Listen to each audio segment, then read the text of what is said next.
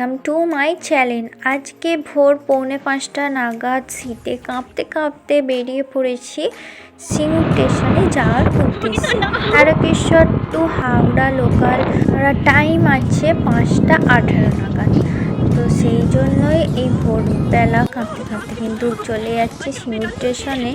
অবশেষে সিঙ্গুর স্টেশনে কিন্তু চলে এসেছি। এখনও ভোরের কিন্তু ভালো আলো ফোটেনি, অন্ধকারই আছে। ওই যে ট্রেন কিন্তু চলে এসেছে। ভোরবেলা ভাবলাম যে ট্রেনে ভিড় থাকবে না, কিন্তু বেশ ভালো রকমই ভিড় ছিল। যাই হোক, বসার সিট কিন্তু পেয়ে গিয়েছি।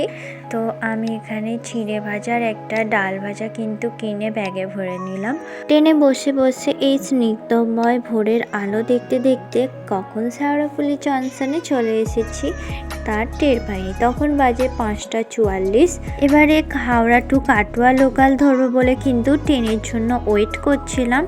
এই ট্রেন টাইমটা আছে 6:10 নাগাদ, এসেছিল 6:15 নাগাদ। ট্রেনেতে উঠে কিন্তু বসার জায়গা পেয়ে গিয়েছিলাম। সিটগুলো বেশ ফাঁকা ফাঁকাই ছিল, জানালার ধারে বসেছিলাম। তারপর হালকা খিদে পেয়ে গিয়েছিল, তো আমি কিনেছিলাম চাল ভাজা। তারপর চাল ভাজাটা খাওয়ার পর আমার চোখে পড়লো সেই ছোটোবেলার স্মৃতি, হাওয়াই মিঠাই।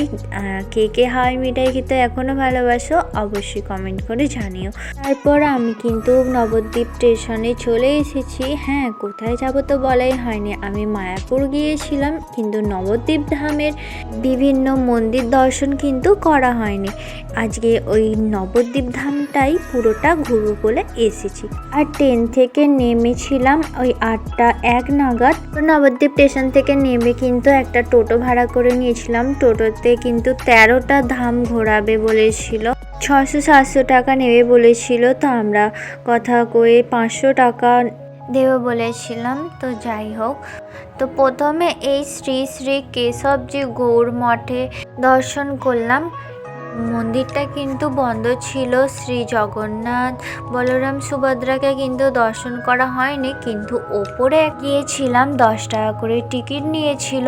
ওপরে ছিল শ্রী চৈতন্য মহাপ্রভু ও শ্রী রাধাকৃষ্ণের লীলা প্রদর্শন। খুব সুন্দর লাগলো কিন্তু ওপরটায়। পুরো শ্রীকৃষ্ণ রাধিকাকে নিয়ে কিন্তু খুব সুন্দর সিনারি তুলে ধরেছে। আর ওপরে কিন্তু প্রত্যেকটা নাম আছে, আর সাথে এরকম সুন্দর সুন্দর সিনারি, খুব সুন্দর দেখতে লাগছিল কিন্তু। আর এগুলো দেখে তো একদম মন প্রাণ জুড়িয়ে গেল। এখানে লেখা ছিল নারী বেশে শ্রীকৃষ্ণের রাধার নিকটে আগমন। এগুলো দেখে কার না ভালো লাগে, খুব সুন্দর লাগছিল। এরপর ছিল শ্রীকৃষ্ণ কর্তৃক শ্রীমতী রাধিকার পথ অবরোধ। তো এইভাবে বিভিন্ন সিন কিন্তু তুলে ধরেছে, আর খুবই সুন্দর কিন্তু দেখতে লাগছিল। আপনারা কিন্তু অবশ্যই একবার ঘুরে আসতে পারেন নবদ্বীপ ধামের বিভিন্ন তীর্থস্থানে। এই সিনটার নাম ছিল অপ্সরা বেশে শ্রী রাধিকার প্রেম পরীক্ষা। তো একে একে কিন্তু সব সিন কিন্তু খুব দুর্দান্ত দেখতে লাগছিল। নেক্সট থিমের নাম ছিল শ্রী রাধিকার প্রাণভঞ্জন। তারপর ছিল রাধাভাবে বিবাহিত শ্রীকৃষ্ণ। এখানে শ্রীকৃষ্ণ বসে আছেন। তারপর ছিল ঝাড়খণ্ডে শ্রী মহাপ্রভুর প্রেমদান লীলা। তো অপরূপ সুন্দর লাগছিল এই সিনটা।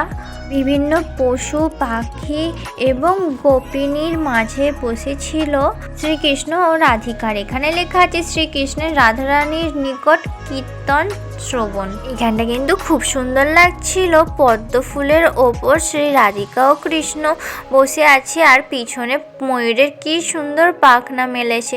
আর শ্রী রাধিকা ও শ্রীকৃষ্ণকে ঘিরে বসে আছেন অনেক গোপিনী। তারপর এখানে ছিল শ্রী শ্রী রাধা গোবিন্দের ঝুলন লীলা।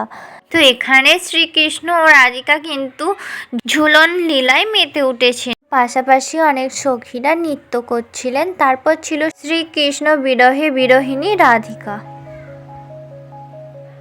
তো তারপর শ্রীকৃষ্ণের বেণুগীত। এখানে শ্রীকৃষ্ণ কিন্তু বাঁশুরি বাজাচ্ছিল, আর পাশে অনেক গোপিনী ছিল। তার পাশাপাশি অনেক পশু পাখি ময়ূর কিন্তু ওখানে ছিল। তারপর ছিল মানিনী রাধিকার সহিত শ্রীকৃষ্ণের একান্তে সন্তোষ বিধান। আপনারা কিন্তু অবশ্যই এই নবদ্বীপ ধাম প্রত্যেকটা তীর্থে ঘুরে আসুন, খুবই সুন্দর লাগবে। আর আমার চ্যানেলে যদি নতুন হয়ে থাকেন প্লিজ চ্যানেলটি সাবস্ক্রাইব করে দেবেন আর পাশে থাকা বেল আইকনটি প্রেস করে দেবেন যাতে প্রত্যেকটা ভিডিও সবার আগে পেয়ে যেতে পারেন। তো তারপর ছিল গঙ্গা, যমুনা ও সরস্বতী। তো আমাদের দেবী মা। আর ভিডিও এখানেই শেষ করছি, এরপর জল মন্দিরের ভিডিও নিয়ে আসবো। Thanks for watching, thank you.